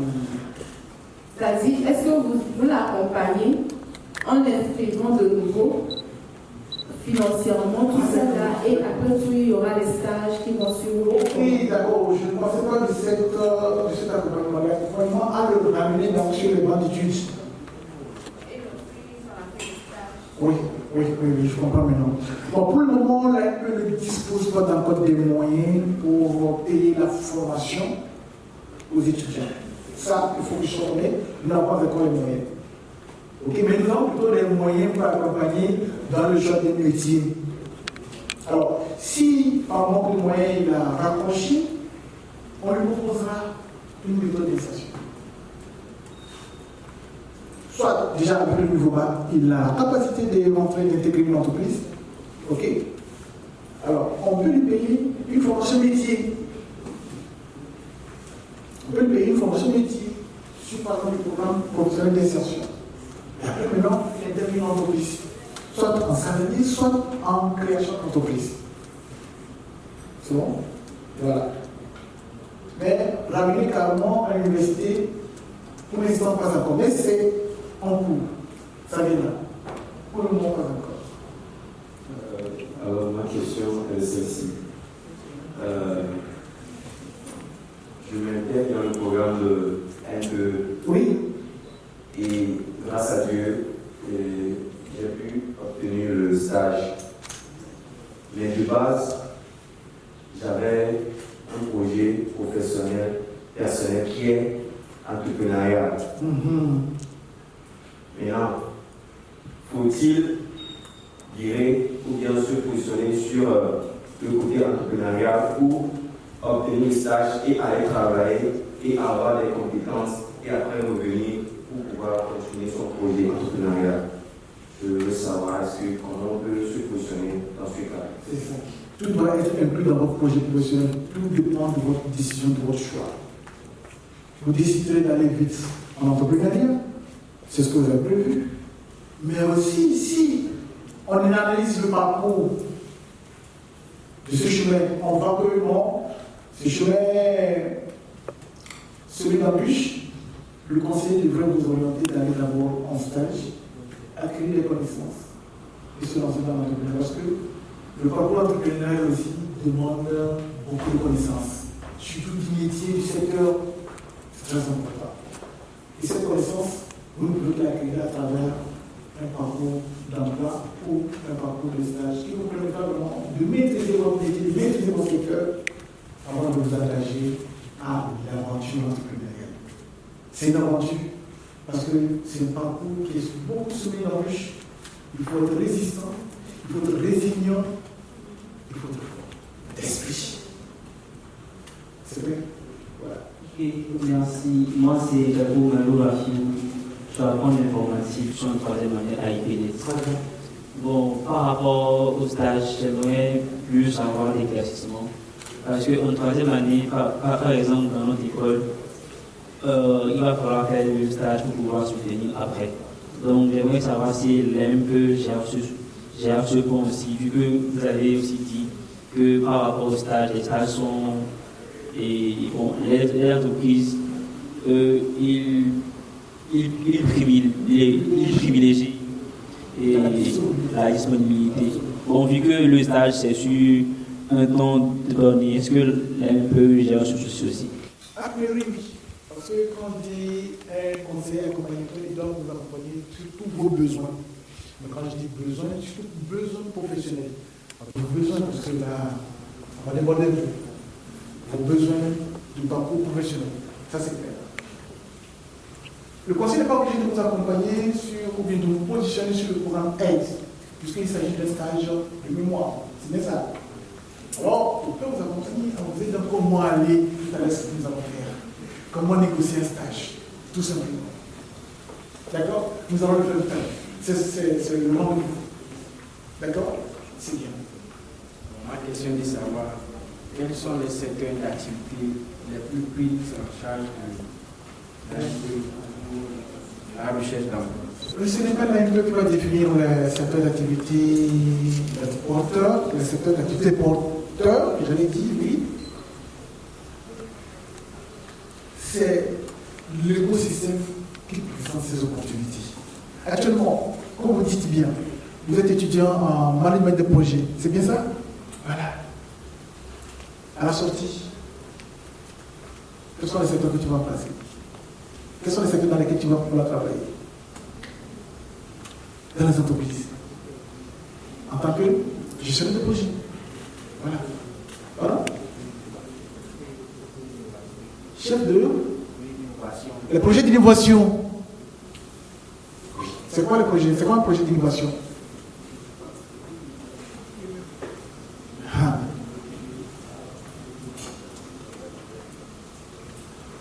Pourquoi vous avez choisi par exemple la gestion de projet? Pourquoi? Parce qu'aujourd'hui, dans n'importe quelle entreprise, on fonctionne en termes de projet.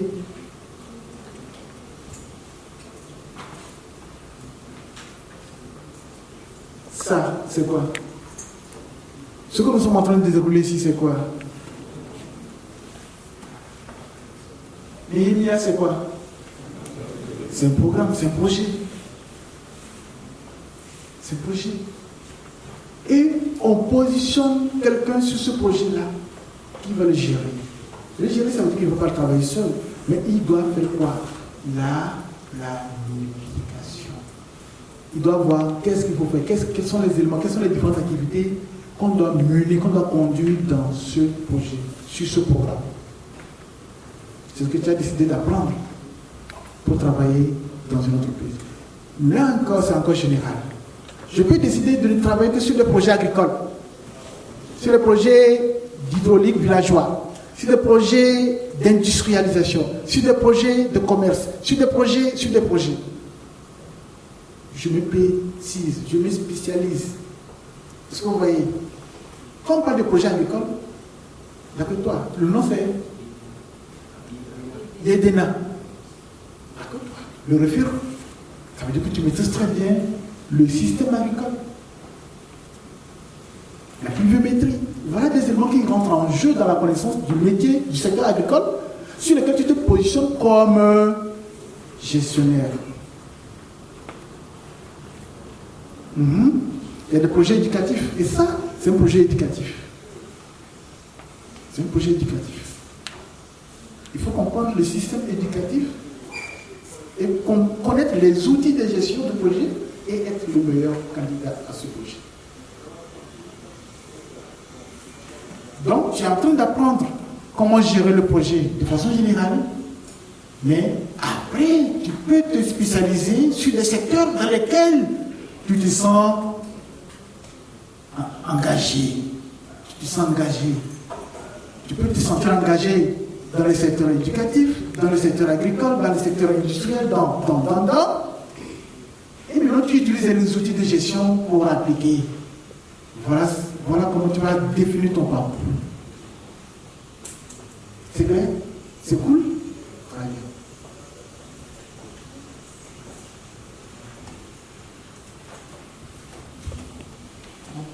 Ok, merci. Je réponds au nom de Abolo Espoir, première année en électrotechnique à Isaac. Vous avez parlé de la CAP et j'aimerais savoir, est-ce qu'avec la CAP, est-ce possible de faire les stages chez vous? Et de deux, les stages durent combien de mois? Merci. Le CAP, certificat d'aptitude professionnelle, le tout premier diplôme qui est pris en compte par le programme d'aide. Vous vérifiez donc une indemnité de stage liée à votre niveau. Et bien, ça fait le 1 an.